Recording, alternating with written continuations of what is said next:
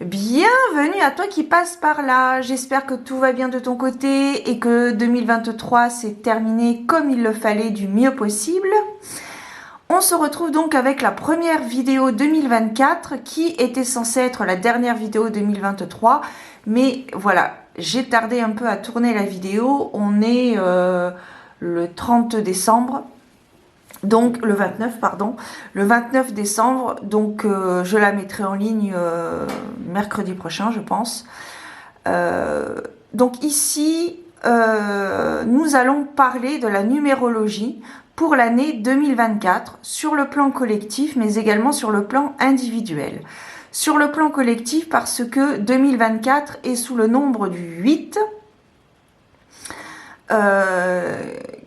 dont je vais te lire des extraits de ces deux livres, donc à savoir Mon chemin d'âme sur terre avec la numérologie d'Alexandra Gabriel aux éditions Exergue. Je t'avais fait une série de vidéos en septembre dernier, notamment sur ton nombre de chemins de vie, où je t'avais lu un extrait de chaque nombre de chemins de vie, donc du 1 au 9, puis du 11, 22, 33 et 44. Et je vais également m'aider dans cette vidéo de ce livre de Lydie Castel et Didier Durandi, Numérologie, votre année personnelle aux éditions Erol. Donc pour connaître votre nombre de votre année personnelle en 2024, il faut tout simplement additionner votre mois et votre jour de naissance plus 2024. Voilà. Vous réduisez le résultat à un nombre entre 1 et 9. Si votre résultat est 11 ou 22, vous ne réduisez pas, ce sont des maîtres nombres. Et ça vous donnera une vue d'ensemble des points généraux, des points principaux par rapport à votre année 2024. Voilà les amis. Donc j'espère que cela vous conviendra. C'est vrai que j'ai fait quelques recherches rapides, mais c'est vrai que pour cette vidéo, ça va être surtout reprendre des livres. Mais je pense que ça peut être intéressant de connaître un petit peu, d'avoir une vue d'ensemble de l'année qui arrive, donc qui débute tout juste d'ailleurs. Voilà, je vous souhaite une belle écoute, prenez soin de vous et surtout, bonne année. Pour tous, l'année universelle 8 favorise le fait de se réaliser, de prendre sa place dans la société et dans sa famille, d'entreprendre et d'investir pour soi et les autres.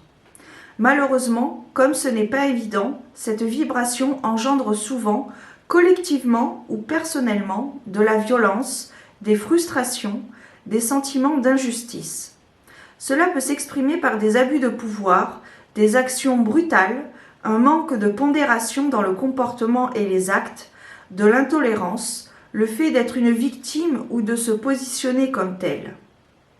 C'est une année où il est souvent question d'argent, en positif comme en négatif, en conséquence des années précédentes.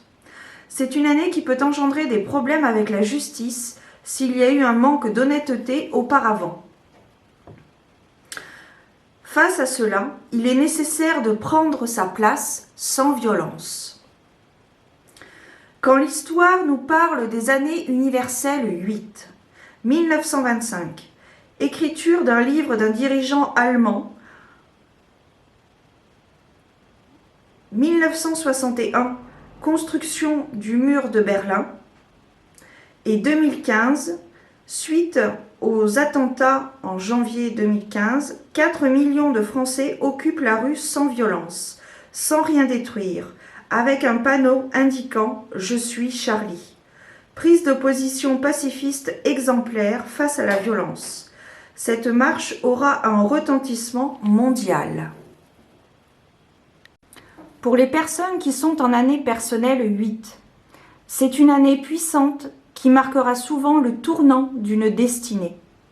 C'est l'année de l'engagement, le moment phare où ce qu'on a semé les années précédentes prend vie. Il pourra alors être question pour certains de rendez-vous importants avec le destin, car on transforme dans la matière quelque chose d'essentiel, parce qu'on est tout simplement prêt.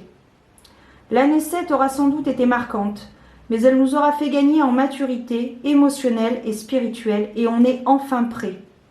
Beaucoup de signes et d'aides du ciel sont à venir au cours de cette période, qu'on y croit ou non, car c'est un carrefour de vie crucial qui va nous amener vers une destinée attendue et voulue. Cette année 8 signera souvent son entrée sous le sceau de la justice.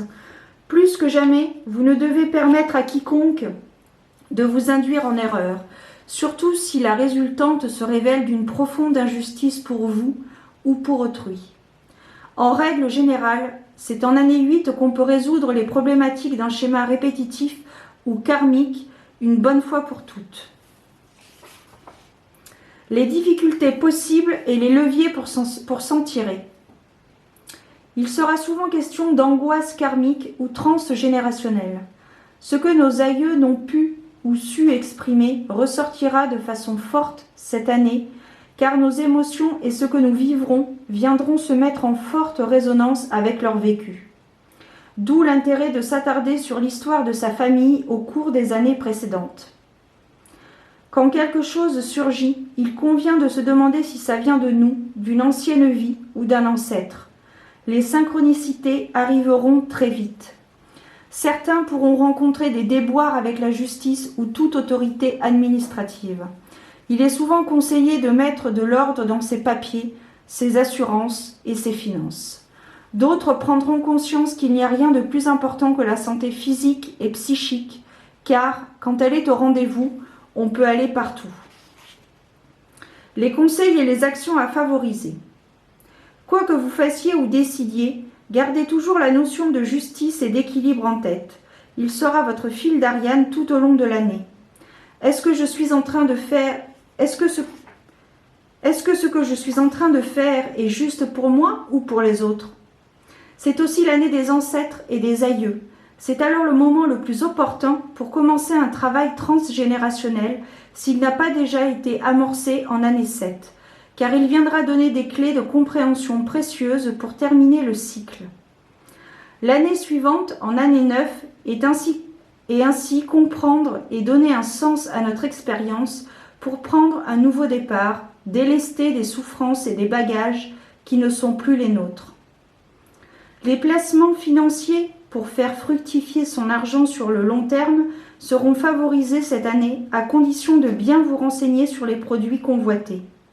Ne trahissez pas votre intuition si vous ne sentez pas quelqu'un ou quelque chose.